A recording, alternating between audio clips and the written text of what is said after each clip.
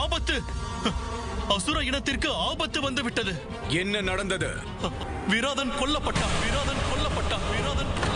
என் மனைவி, என் மகன், இந்த ஒட்டுமொத்த ராஜ்யத்தையும் அபகரிக்க எண்ணிவிட்டான்.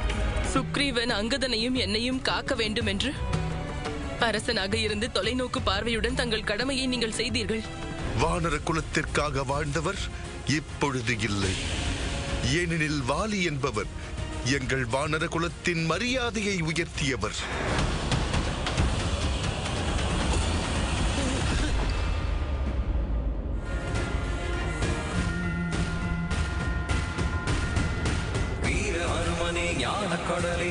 எனக்கு எந்த ராமனையும் தெரியாது.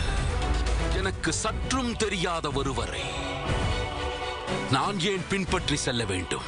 சித்தப்பாவை விட்டு விடுங்கள். சிந்தித்து செயல்பட உங்களுக்கு ஒரு வாய்ப்பளிக்கிறேன்.